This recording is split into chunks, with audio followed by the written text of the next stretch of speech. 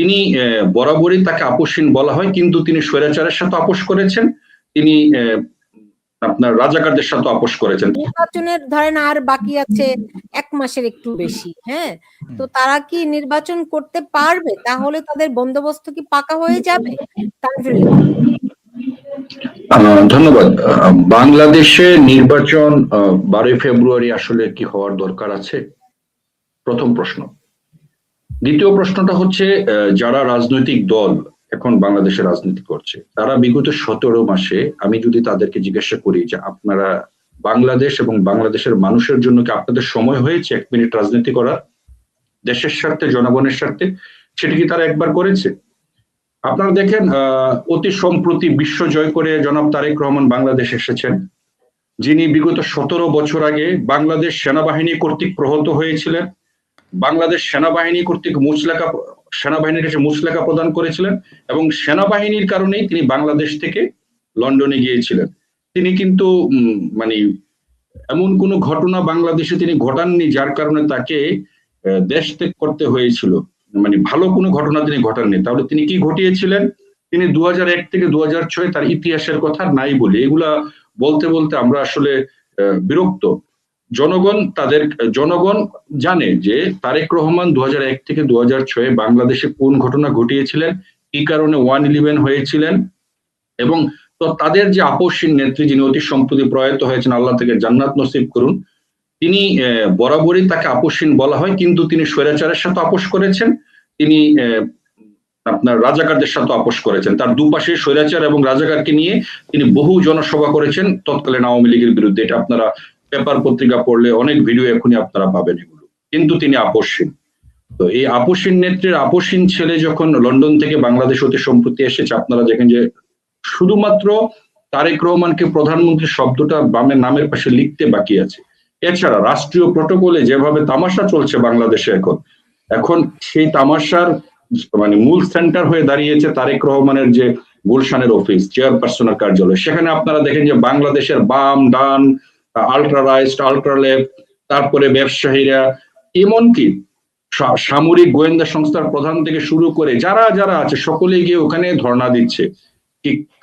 মানে সকলের ভাগ বাটোয়ারা নিয়ে ব্যস্ত, যে আমাকে কি কি দিবেন, কে কি পাবে না পাবে, নানা ধরনের কলা কৌশল ওখানে মানে আপনার ফিল্ড করা হচ্ছে, রেডি করা হচ্ছে। এখন সেখানে জামাত গিয়েছে নেগোসিয়েশন করতে, যে তারা একটা ঐক্যমতের সরকার করবে।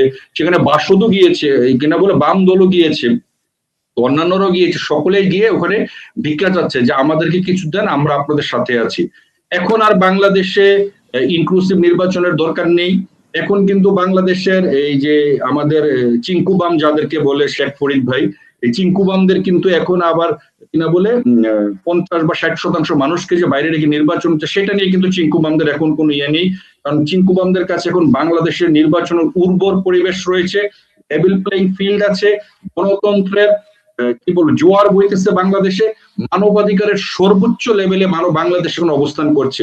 যার কারণে বাংলাদেশের বর্তমান প্রেক্ষাপটে আমি মনে করি আগামী 12ই ফেব্রুয়ারি যে নির্বাচন, একটি প্রহসনের নির্বাচন যদিও হয়, যদিও আমি বারবার বলি যে যদিও হয়, এবং যদিও প্রহসনের নির্বাচন হয়ও, এবং এই নির্বাচনে মূলত হবে একটি ভাগ বাটোয়ারার আপনার খেলা। এবং আমি মনে করি যে এই মুহূর্তে বাংলাদেশের জনগণকে নিরাপত্তা দেওয়ার স্বার্থে, বাংলাদেশের মানুষের যাতে প্রাণহানি না ঘটে, সাধারণ মানুষ যাতে হত্যার শিকার না হয়, আপনারা অতি দ্রুত এই নির্বাচনী নাটক বন্ধ করে তারেক রহমানকে প্রধানমন্ত্রী ঘোষণা করে তাকে কতটা আসন নিবেন, কে কি পদ পদবি নিবেন, এটা ভাগ বাটোয়ারা করে আপনারা আবার সংসদ ভবনের দক্ষিণ প্লাজায় আপনারা একটি মহা অনুষ্ঠান করুন।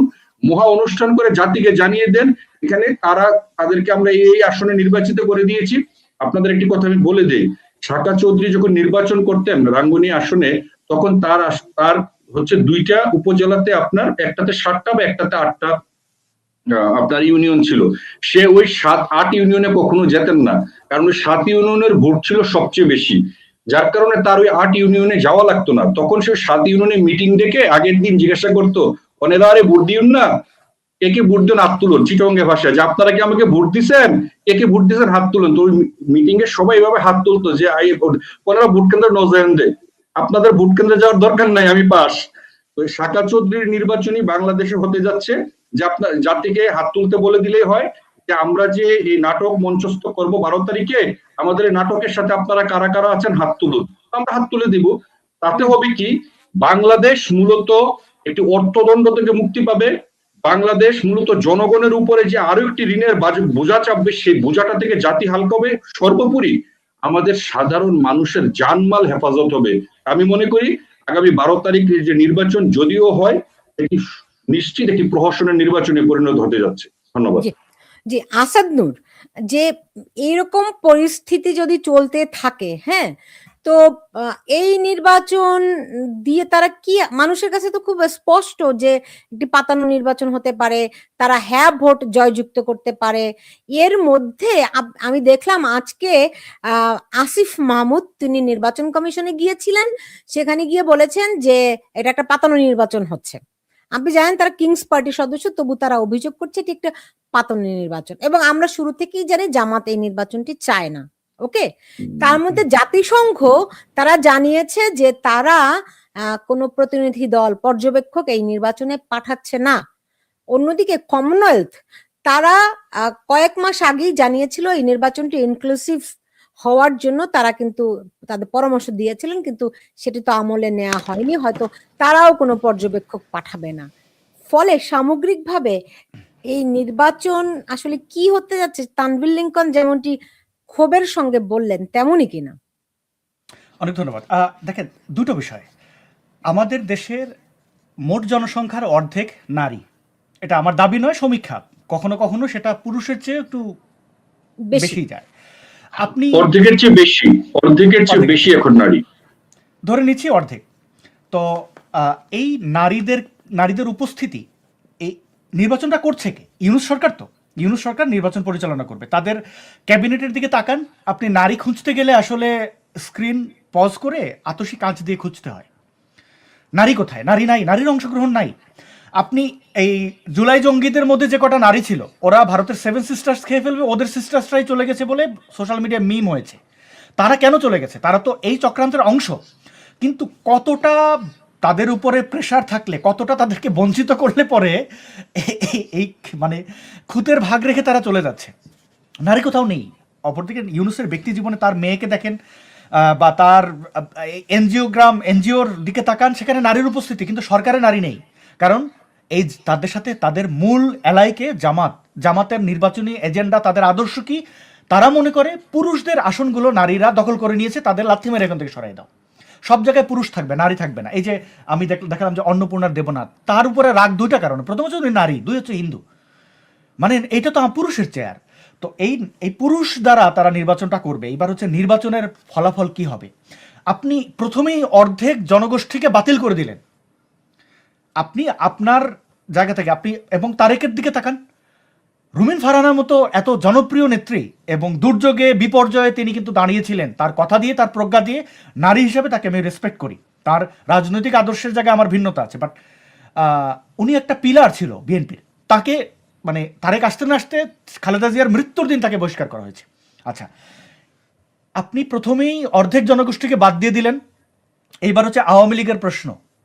বাংলাদেশে যদি 100 জন লোক থাকে, তার মধ্যে কম করে হলে 40 জন প্রত্যক্ষ বা পরোক্ষভাবে আওয়ামী লীগ। আপনি তাদেরকেও বাদ দিয়ে দিলেন, রাখলেন আপনার কাছে আছে হচ্ছে 60% জনগোষ্ঠী, তার মধ্যে আবার 30 বাদ, নারী হিসাবে বাদ।